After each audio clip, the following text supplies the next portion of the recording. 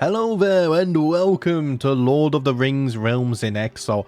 I just want to say a big thank you to the developers for giving me early access to this update. Speaking of which, we have a new update, so let's go ahead and see what is in store for us. Now, up until this point, we have only had the single start date, the War of the Ring, but today that all changes because we also now have the long winter. And of course, I am going to be focusing on the War of the Rohirrim. So let's go ahead and read the flavor text and then we'll get stuck right in. An hour of devastation looms. In the north, Helm Hammerhand, Lord of the Riddermark, summons a council that may drastically change the face of Rohan and may lead to his ultimate doom. Yet now the Rohirrim cannot look to their staunchest allies for aid. In the south, legions of Haradrim and Corsair fleets muster with newfound vigor, seeking to plunder the rich underbelly of the southern kingdom, and Beren of Gondor must ready his realm for the threat. Unbeknownst to them all, the long winter approaches, and to the people of the north it shall bring nothing but misery and suffering. Can Gondor and Rohan withstand the onslaught, or has the fortune of the free peoples turned against them? I guess we shall find out. I just want to say as well, if any of my pronunciation is off for this series, feel free to correct me in the comments. It's always something I'm willing to work on, because I do suck at it. Anyway, on to the character that we are playing today. We are, of course, playing as Lord Frecker of the Westmarch. So, Frecker, Lord of the Westmarch and the Adorn, is a man of mixed heritage, claiming descent from King Fréawine of Rohan. Frecker is also king to the Dunlendings, which the Rohirrim have long feuded with. Though theoretically a vassal of King Helm, he has long ignored the royal summons and decrees of his titular overlord, for Frecker has grown both rich and powerful. But King Helm is growing old, and Frecker's heir in the prime of his youth, and so a scheme is born. Helm has an unwed daughter, and surely he cannot refuse Frecker's aid with his great troubles. Of course, there was recently an animated movie that released as well for the War of the Rohirrim. I have yet to watch it. In fact, I'm going to watch it this evening after recording and uploading this. I have looked into the lore though, so I do understand what happened historically. Whether I follow that or choose my own path, we will find out. You guys know me, I like to just take things as they come and I write my own lore. Anyway, I'm already going on a tangent. Let's set up the game rules. I'm just going to stick everything on default, play it the way it's intended, and we'll keep Iron Man mode off. It is early access. From my testing, it ran flawlessly, no crashes or anything. But just in case, we will turn it off. Also, I can go back and get thumbnails. Anyway, let's get stuck in. I'm excited. When I'm excited, I ramble a lot and I go off on so many tangents. But let's get stuck in. Okay, so we are starting as Frecker II of the West Marches. Now, we do have a few flavor events to kick things off, so I'm not going to organize the council and everything yet, for reasons you guys will see soon. I guess we could get 10% extra income, though. That probably wouldn't hurt us. My heir is unmarried. I know that, but we should get some events. We do have a few decisions, but let's just wait. You guys will see. I'm going to start off with the flavor events, because that's going to give us a nice introduction to the characters for those who don't know the lore and whatnot. And we also get some cool decisions we can make. So, as I gaze out across my lands, I see the river Adorn winding its way through the fertile vale that shares its name. Its waters feeding the fields and pastures that sustain my people. Its currents carry more than life. A modest flow of trade passes down the river to the Eisen, bridging the needs of both Dunlendings and Rohirrim alike. Though it wasn't always the case, wealth grows here, slowly but surely, as steady as the river's course. My horse stands strong and my men grow loyal. Few among them would dare call me a vassal, though Helm yet names me so. I see no master here, only a man whose grip on the Riddermark is firm, but not unshakable. My son Wulf walks tall at 24 years of age, with fire in his heart and the will to claim what is ours by right. The blood of kings flows in our veins, though some would call it thin, but how long would the golden hall of Edoras let us stand unchallenged? The time is near.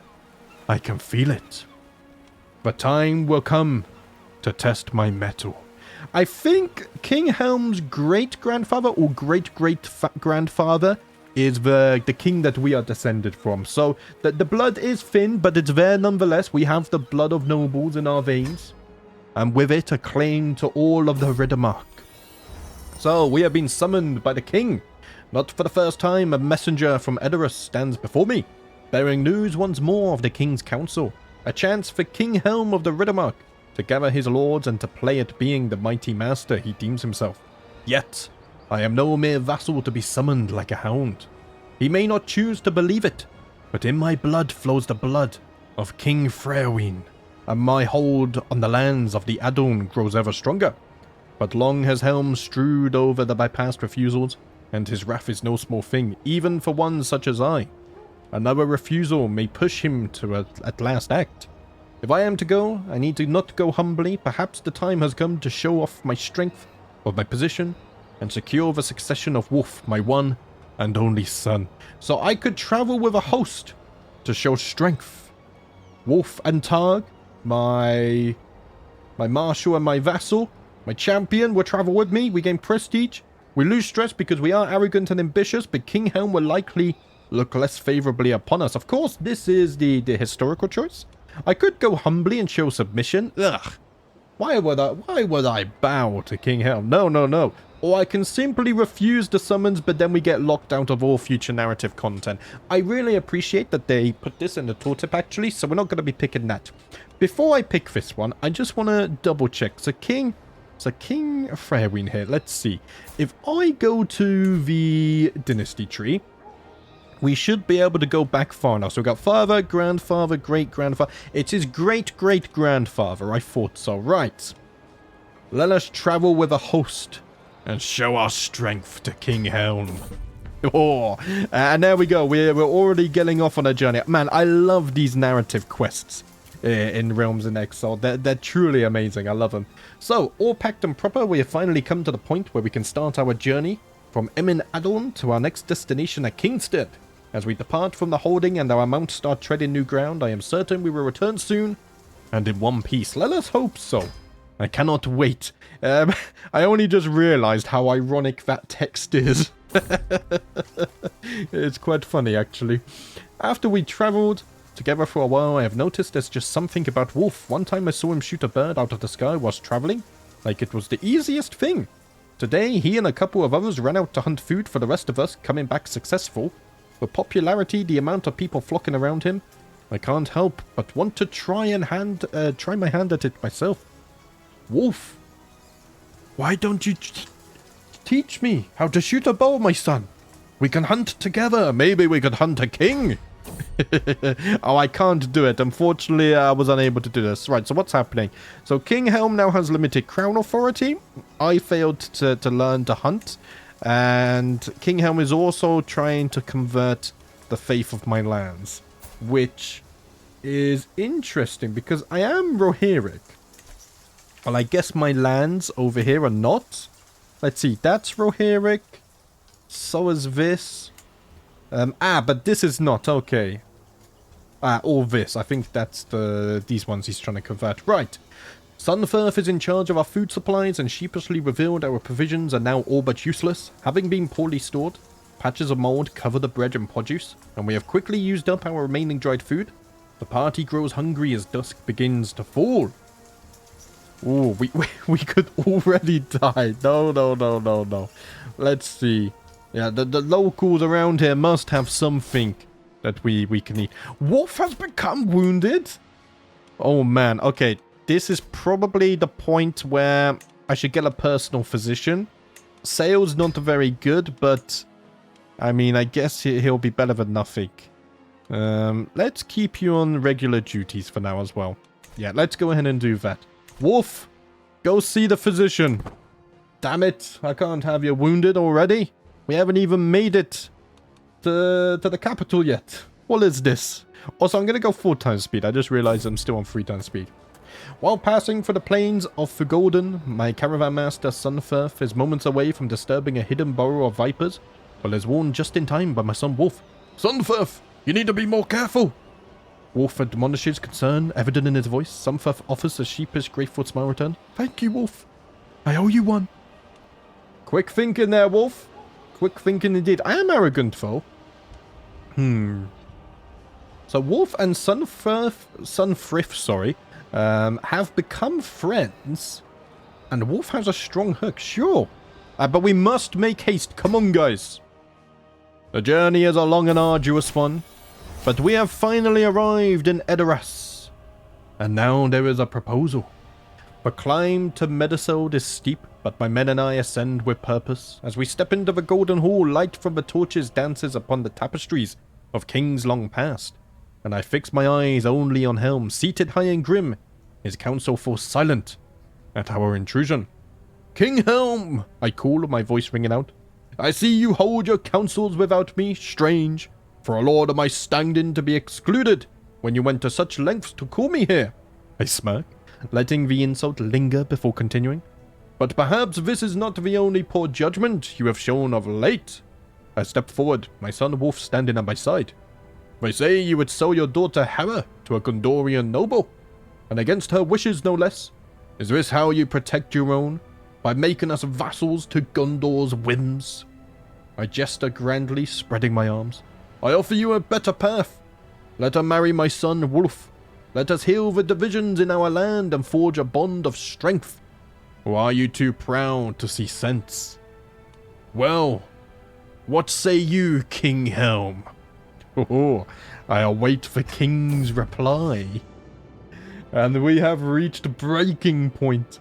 Helm's eyes blaze with fury, but he masters himself after his nephew Fréawine lays a calming hand on his arm. The marriage of your son is a trifle. You and I shall discuss it later. For now, this council has matters of the moment to discuss. When the council at last ends, Helm rises and places his hand upon my shoulder. The king does not permit brawls in his house, but men are freer outside. Come! The cold evening air bites at my skin as we walk away from the Meduseld. At last we stand in a dimly lit clearing far from all others. Helm's voice cuts through the cold. You do not seek an alliance, Frecker. You seek a throne. My blood boils with rage. How dare he, after all my work, all my strength, to stand here accused like a common thief? Old kings that refuse a proposal, that refuse a prophet's staff may fall on their knees, I snarl, stepping closer. My voice trembling with fury. The heat of his gaze meets mine, and I know he will never respect me, never see me as his equal. The tension snaps, my fist finds his face, then his gut, but Helm does not flinch. He stands like a mountain, unmoved by my rage, and I suddenly feel smaller beneath his unyielding stare. Oh no, I may have made a mistake. I've just punched the king. The world spins. I feel the cold bite of the ground as my head strikes something hard. A rock, sharp and unyielding. My vision blurs, smearing torchlight and shadows into a single dizzying haze. The roar of voices around me becomes distant, muffled clamour, drowned beneath the ringing in my ears. Warmth spreads across my face, and I know it for what it is. Blood. My blood. Suddenly, strong hands lift me, cradling me close. I hear my name desperate and broken. Father! Wulf's voice carries above the noise, a cry torn from his very soul. My son's arm holds me tight, his chest heaving with grief. I struggle to open my eyes to see him. There he is, Wulf, my only son. The fire in his eyes burns brighter than ever, and I feel pride even now. My lips move as I use the last of my energy to speak to him. The words faint, before all falls into darkest night. Leave Wulf go. Be safe. And I have already died. That's why it's ironic, because yeah, when we set off, I think it said, I hope the journey is a safe one or something like this. Little did Frecker know what was about to happen. So Lord Frecker, of course, has died. He is being killed by Helm. And now we continue as Wulf. And we have a son's vow. As the life fades from my father's eyes, his frame grows heavy in my arms. The spirit that made him strong slipping away, leaving only a broken shell. A howl rises in my chest, roaring unbidden. You will pay for this, Helm, I swear it. I will kill you for what you have done. My voice shakes with fury, grief ripping through me like a blade. Helm stands above me, a mountain of stone, his face cold and unyielding. You speak treason, Wulf. For this, I banish you. Leave Rohan at once, and never return. I stare up at him, hatred burning in my heart as tears and blood streak my face. He turns without another word, his men following like shadows, disappearing into the golden hall. The doors close, and I am left alone with my father and his men in the rain. I rise slowly, my voice hoarse but steady. Those who remain loyal to my father, gather what you can.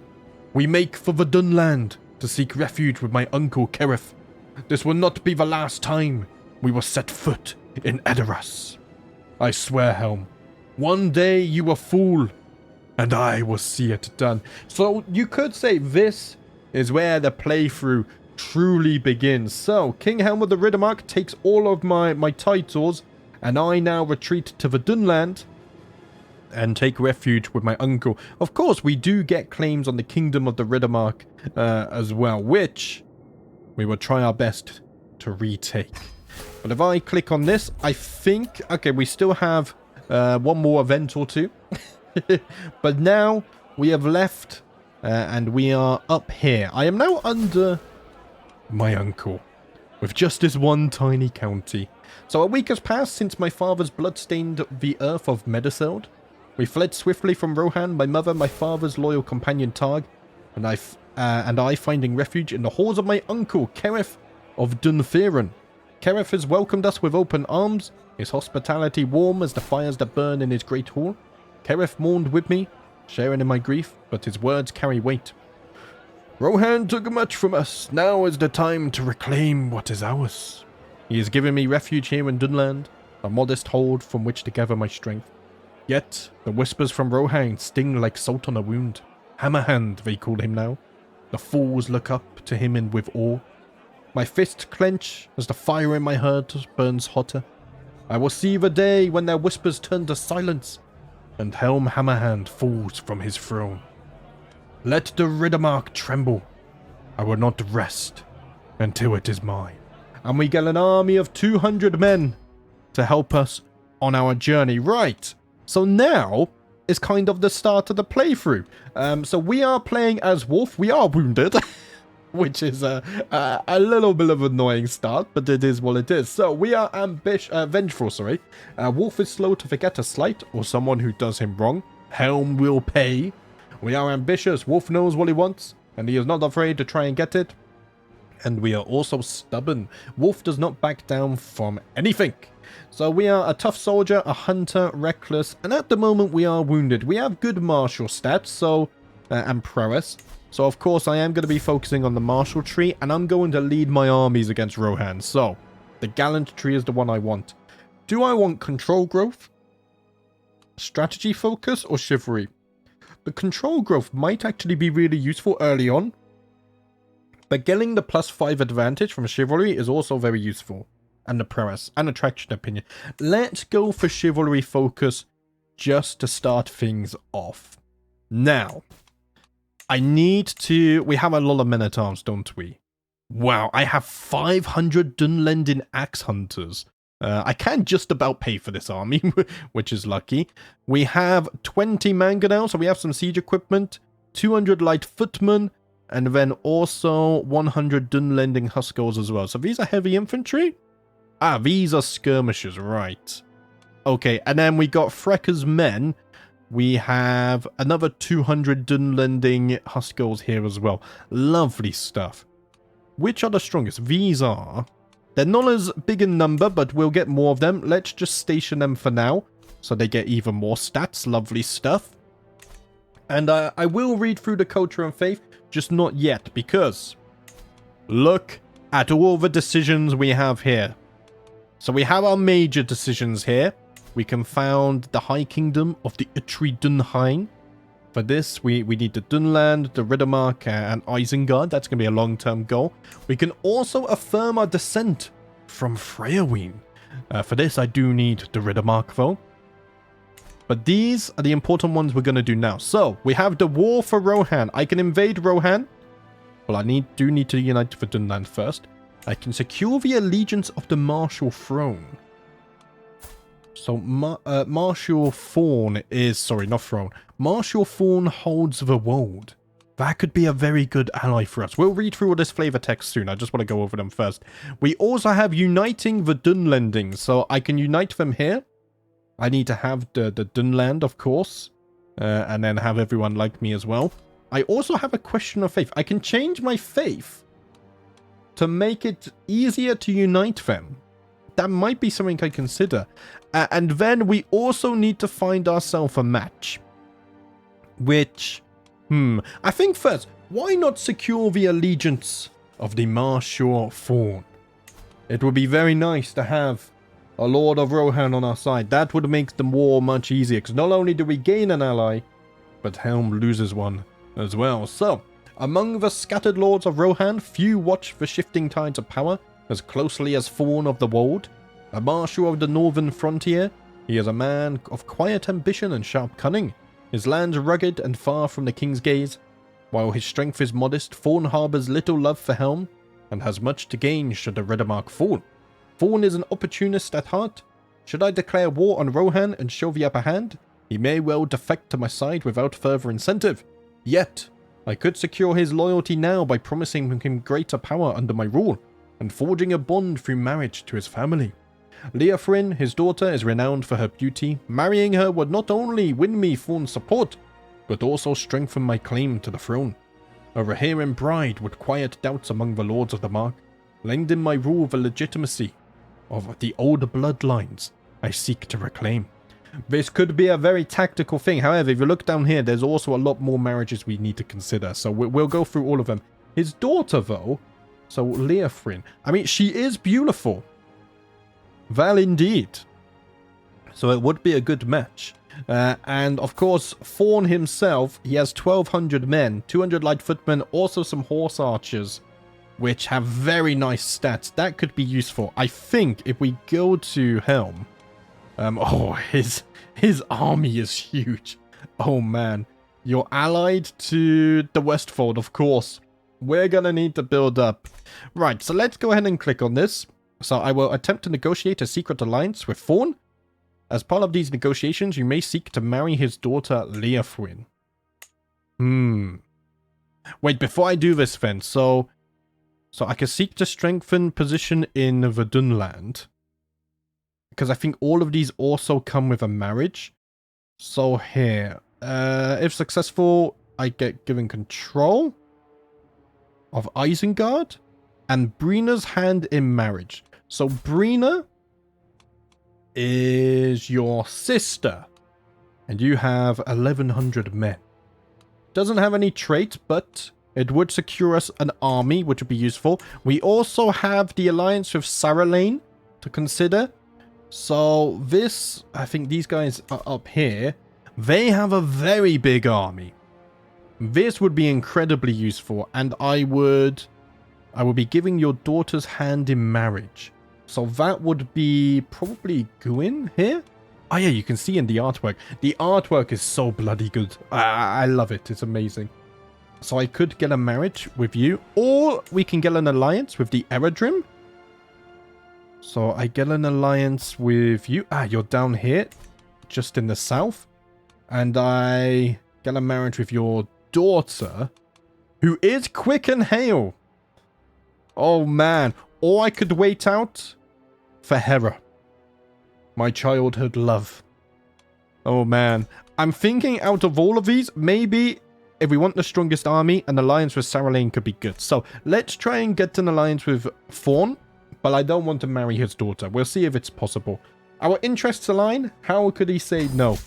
Oh man, I love... You could take this in so many ways. There's so much replayability. It's really awesome. So, a meeting on the Eisen. The river Eisen flows steadily beneath the fading light of dusk. I stand on the island, the ruins of an old outpost, its weathered stone walls long abandoned, now claimed by moss and ivy. This meeting is a gamble. The trader from Farbad carried my message, promising neither delivery nor acceptance. Yet, as I scan the far bank, I see movement. A small boat emerges from the shadows, its oars slicing silently through the water. Fawn steps ashore, his figure lit by the sunset.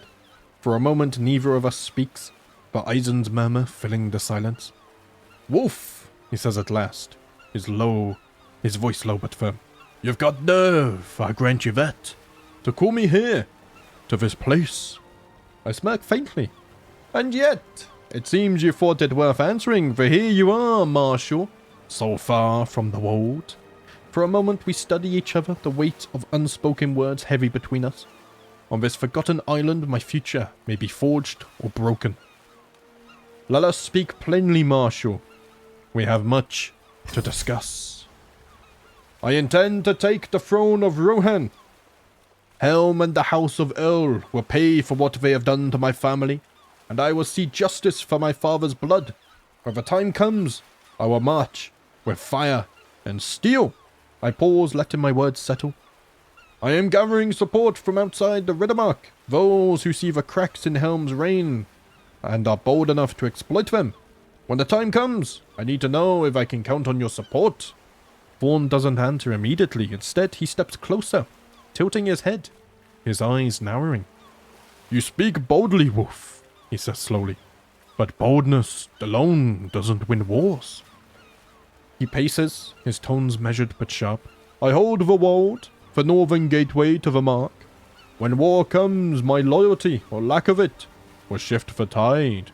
You need me, so I will ask simply, what is in it for me? Ooh.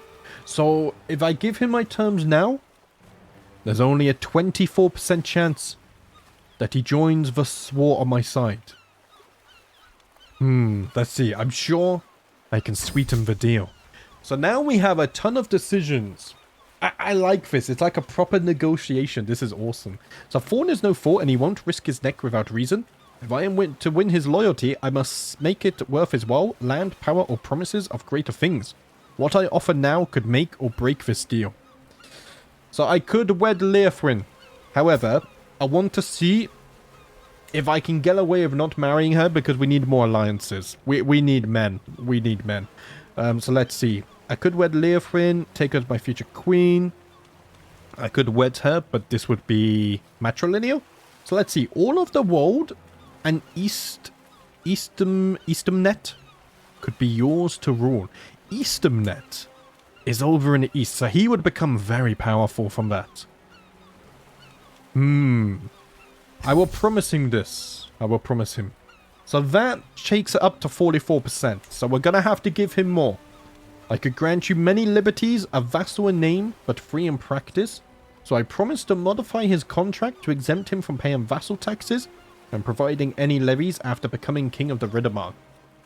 Now, yes, sure, we would lose a lot of gold and levies, but we would have the Riddermark. Maybe that is worth it. I think so. Let's offer that as well. So now we're up to 59%. That's still not, it's not where I want it. I don't want to save scum. I'm not that kind of player, so we're gonna have to get this up as high as possible. I could answer future favors. Your voice could shape my rule. He gets a strong hook on me. Ooh. Okay, maybe we'll consider that. Together we could reign as kings of Rohan, equal in power. I make him a co-monarch. What's this? Co-monarchies are a type of power sharing that provides feudal rulers with a way to select a designated heir even in earlier eras. The cost for this is entering into a permanent power sharing agreement with them, where they will have easier access to many of the same powers as an entrenched regent. I mean, he's 48. So it wouldn't last. When he dies, I guess... Is it like a co-monarchy, like forever? Oh, that would be interesting. Together we could reign as kings of Rohan, equal in power. If I enable this one, it's up to 84% now. That is high, but a 16% chance for him to refuse is still very big as well. So I might also have to give him the strong hook. If I give him the strong hook, it takes it up to 94%. Okay. Yes, it would suck, but he's an old man already. It would not last forever. But more importantly, we get what we want. I think this will be my final offer. I think. So let's see. 94% chance of success. If he agrees, so Thorn promises to join your side in the war for Rohan. I promise to grant all land in the Wold and Eastamnet to him after I become king. I promise to make him exempt of paying him taxes and providing any levies. I also give him a strong hook on me. He also becomes a co-monarch. Man. I mean, he has taken a very big risk, so we have to make it worth his while. Those are my terms, Marshal. Now, let's have your answer. Thorn quietly considers my proposal before raising his head slowly, his gaze steady, and his voice firm. Very well, Wulf. When the time comes, you will have my support. I'll stand with you against Helm and his house, for the betterment for both of our positions. He steps closer, offering his hand, the flicker of a smirk touching his lips. We both know what's at stake. I won't pretend this is without risk for either of us. But if you're bold enough to make this move, then I will be bold enough to follow. Our hands clasp firmly and the deal is done. A secret alliance forged in ambition and perhaps necessity. As the firelight flickers, Thorn nods once, a final gesture of resolve. When the banners are raised, send word. The Wold will march with you. Helm's time grows short. Oh man, I love that. But sadly, guys, that's gonna be it for part 1. If you want to see more of this, please leave a like. You know, tell me in the comments as well if you want to see me playing the other characters after this series, and also pronunciation and all of that. But man, I'm excited. We're gonna have to do all of these decisions next time. We still need to set up our council and everything as well. I haven't done any of that. But what an intro to the new series. As always, the writing and everything in this mod is just 10 out of 10. Bloody love it. And once again, also, thank you to the developers for giving a pleb like me early access. It's truly an honor. But thank you guys for watching as always. I hope you're excited as I am. I will see you next time.